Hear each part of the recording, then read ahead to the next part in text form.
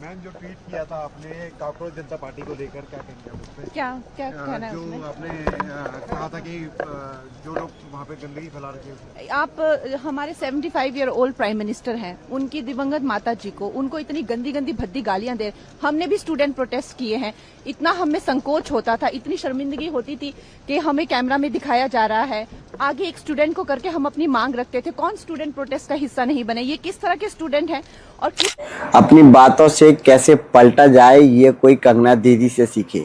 इन्होंने जेनजी के स्टूडेंट्स को गटर छाप जनरेशन कहा और उसके बाद जेनजी वालों ने इसे इतना गाली दिया कि ये बाद में आकर फिर कहती है कि नहीं नहीं, मैंने जो कहा मैंने इस तरह नहीं कहा बल्कि इस तरह कहा।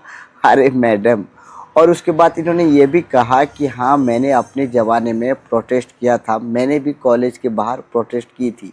अरे मैडम, आप स्कूल कब गई ये तो बताइए। मतलब कुछ भी बोले जा रहे हैं। पूरा गोदी मीडिया और मोदी जी खुद लगे हैं कि किस तरह जनजी वालों को खुश किया जाए, ताकि आने वाले इलेक्शन टाइम में अगर यही 40% जनजी वाले वोट देते हैं तो ही मोदी जी जीत पाएंगे।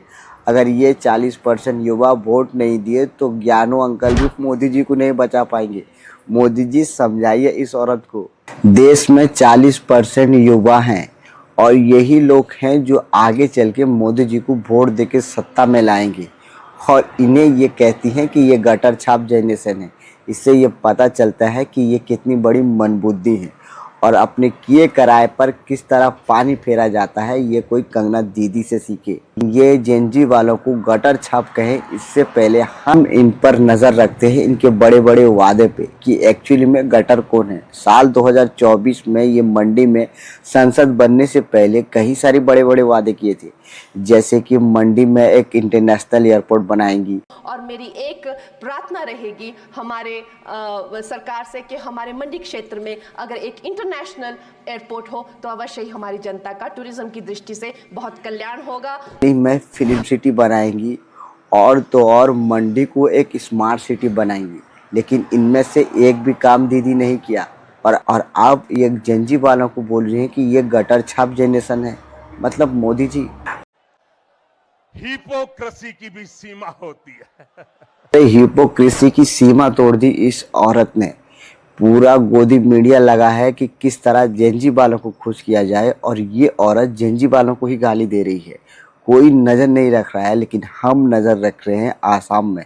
आसाम में आज 60 से भी ज़्यादा लोग मर चुके हैं, हज़ारों घर बर्बाद हो चुके हैं, लाखों लोग सड़क पर आ चुके हैं, लेकिन कोई भी गोदी मीडिया आसाम की खबरें नहीं चला रहा है। सब लगे हैं बड़े साहब को खुश करने के चक्कर में। और मैं आपको बताऊं कि फिर से जंतर मंतर में प्रोटेस्ट करने की आशा आ रही है।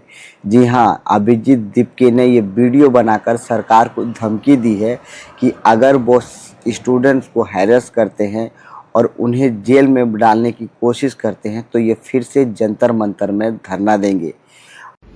हेलो एवरीवन, मैं देख रहा हूँ कई सारे स्टेट्स में पुलिस जो है वो स्टूडेंट्स को हैरेस कर रही है, परेशान कर रही है। गवर्नमेंट स्टूडेंट्स को डराना धमकाना बंद कर दे। अगर वो इसी तरह पुलिस के द्वारा स्टूडेंट्स को डराएगी, धमकाएगी, डिटेन की धमकियां देगी, अरेस्ट की धमकियां देगी तो कॉकरोच जनता पार्टी फिर से बहुत बड़ा प्रोटेस्ट करेगी। वी विल मोदी जी क्या कर रहे हैं आप? अरे बड़े मुश्किल से आपने इसे जंतर मंतर से उठाया था। अगर ये फिर से जंतर मंतर में आकर बैठ गया तो इस बार कहीं आपका रेजिग्नेशन ना मांग ले। मोदी जी, मैं तो कहता हूँ अपने ठुल्लों को कहकर ये सब बंद कराओ, वरना अगर इस बार ये जंतर मंतर में बैठ गया तो आपको कहीं इस्तीफा ना देना पड़े। समझा कीजिए मोदी जी।